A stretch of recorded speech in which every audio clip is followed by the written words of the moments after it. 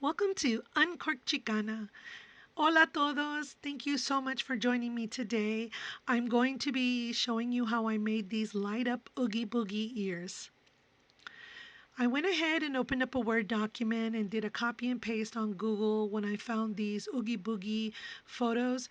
Um, and then I used these plastic ornaments to make sure that I cut in a circle the Oogie Boogie to fit inside of the ornament. Now these ornaments are not round. They're actually kind of like an oval shape, I guess you could say. Not round all the way around. That didn't make sense, but you know what? That they were a little bit more flat than your typical ornaments. And so I went ahead and used this as a trial and error to make sure that the Oogie Boogie actually fit all the way around inside. And don't panic, don't worry about it. It's gonna crease in there, but when you put the lights and you see it at the end, no one's gonna see it. You're gonna be the only one that will know. You notice that I did color in with permanent marker black inside Oogie Boogie's face and in the background because I noticed that the ink that I printed with them wasn't dark enough. So at the end it worked out just fine.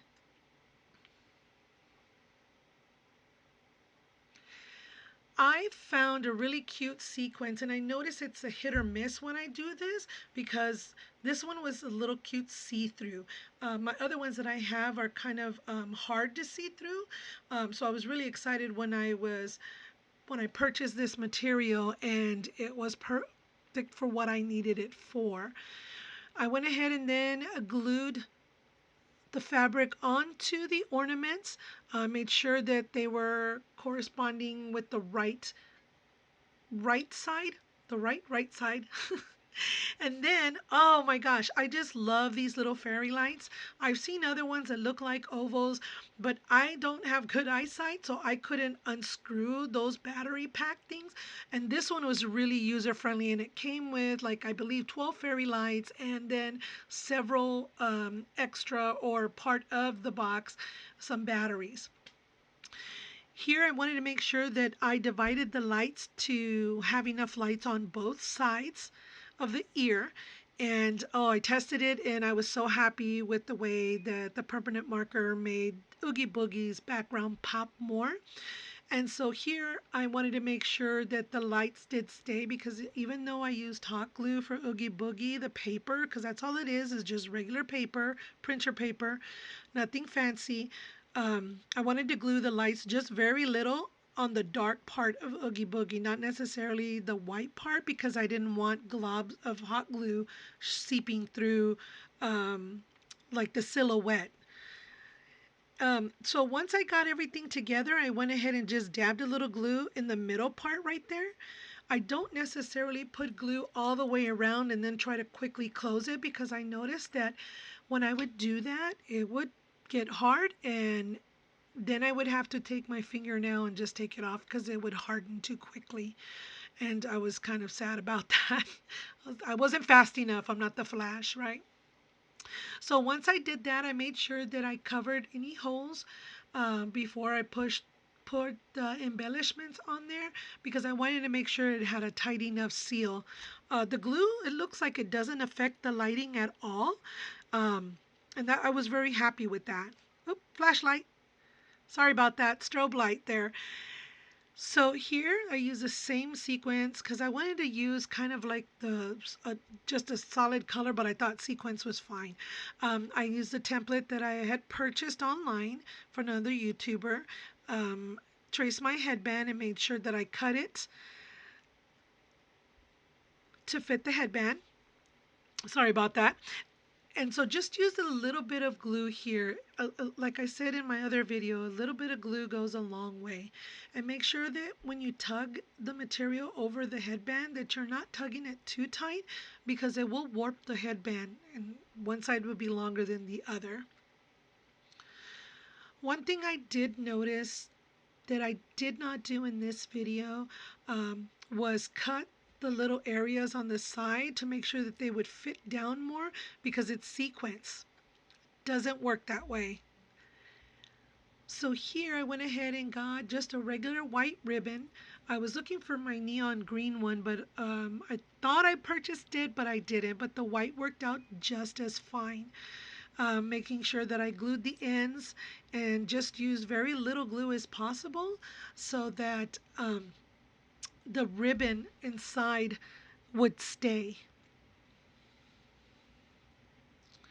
Once I made sure that it was at the end, I made sure I went back, took out all the little spider webs, and make sure the corners were glued down so it did not come off when you were on your hair. I wear glasses, so it's when I take off my headband, sometimes it'll tug on it. So I wanted to make sure that I did it extra. These felts I purchased at a local craft store. This one is really neon green.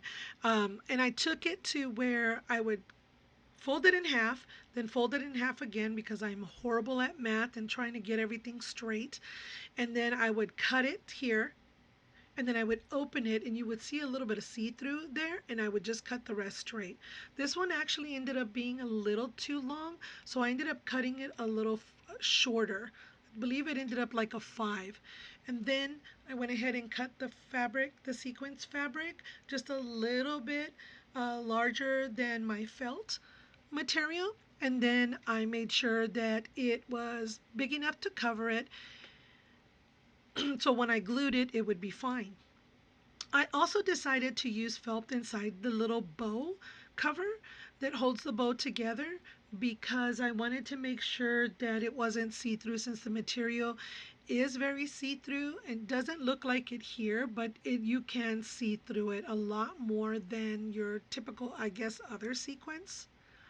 So I went ahead and glued this. I actually enjoy making bows. I'm going to link a video, link to the YouTuber who has a tutorial for this, and she gives really good detailed explanations and instructions on how to do your bow. I do it a little different with, creasing the corners first, and I don't crease them in the middle. But she gives a really good tutorial on doing bows. I think I did like 8 bows the other day in red because I wanted to kind of do it and kind of get it out of the way and have it in my little cubby so when I needed it next. I went ahead and did the same steps that I had done to make the bow. I went ahead and did it with this one that's going to be in the middle of the bow, because I wanted to give it a little bit, like I mentioned earlier, for it not to be too much see-through. Here, because I was at the time thinking that I was going to hide the battery in the bow, I went ahead and left a little bit of gap inside, but I always do that to all my bows. Like, see right there? I always do that little gap for all my bows, so I thought if it works, it works, and if it doesn't, it doesn't. I like to fold and not glue all of it down because then you're going to have a hot glue mess in there, and this glue dries really fast and really hard. Once I knew that the bow was the size that I wanted, I went ahead and folded it to my liking. I don't necessarily put glue in the middle or anything like that. What I do is I saw on another YouTuber's page that they use a rubber band, and I've been doing this step with all my bows that it works out just fine. The only thing that I find an issue with is sometimes I'll do it too tight, that I have to finagle trying to get my fingers in there to get the rubber band to loosen up a little bit. Oh, look, green and purple, Sally and Jack colors. Okay, so then on the inside of the bow, I was kind of debating because it looked like it was too big for it, and then I thought maybe I can squish it together, but it worked itself out. I always like to cut the middle bow part longer, so I don't have to worry about it being too short and trying to start all over again. So here it worked out fine. I made sure that it was still the way that I wanted it, and then I add the glue not on necessarily on the rubber band but on the side of the rubber band, so then it can catch it and hold it together. And then once that's dry, I go ahead and just flip it over. And what I like about this is that I really like that I started doing the gluing of the bow at the very bottom of the bow instead of the back, because what it was doing is showing the crease of the glue in the back. And no matter how hard I tried, I just thought, I'm just going to do it on the bottom. It works out fine. And so far, so good. So I removed all the spider webs from there because here it was really difficult because I was not aware that the felt with the middle part would be so thick. But it ended up working out. I was able to squinch it in the middle and it stayed just fine and I was happy with it. Then I had to decide to figure out where I was going to want to place my bows. But then I forgot that I hadn't glued these things on yet. So I just use a little bit of glue in the beginning here. Because if I use a lot and I want to move around a little bit, it's going to be hard to move that glue because it's already hardened. On the off site of the video, I had to remove one of the ears, just very little, and move it a little bit back because it just wasn't sitting right. Now this threading or this, oh my goodness, this ribbon, that's what it's called, a ribbon. This ribbon is real pretty. However, when you cut this ribbon, it starts to unravel. So I have tried everything from gluing to fabric glue on it, but I just don't like the way that it loses its tightness, I guess you can say, when you've already cut it. So in this one, it doesn't show it because this is the one that I didn't care for. I like to cut my ribbon out before I put it on my ears. It's just a lot easier that way. Here I went ahead and just put just a little bit of glue so I could put my ribbon on there. And I didn't actually have to put any more hot glue on there. Those little 3 dots or 4 dots were fine. They were just enough. Now here's where I contemplated trying to put the battery inside the ribbon, but that didn't work. So right at the last minute, I thought, you know what? I'm going to do like I do the ribbons and the inside of the ribbon, and I just cut just like I did the inner part of the ribbon, and I hot glued it to the bottom of the headband, and then I just kind of made it like a hidden area for it where you could still not have to open it and click, it'll still turn on.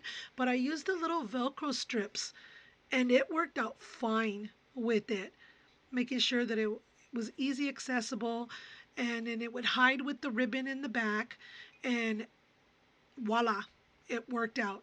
I was able to turn it on without having to worry about, it falling out or anything. And then you can take the open the Velcro and take out your little battery packs to put new batteries in there. Warning, strobe light effect next, lightning if you're sensitive to that. Look at that. Oh my gosh, I just love the way that it lights up. I was really happy with that. And see, coloring it with the permanent marker was the best thing to do because it ended up working out fine. I love my Oogie Boogie ears. I hope you enjoyed this video and that you'll come back and see others. Thank you for watching.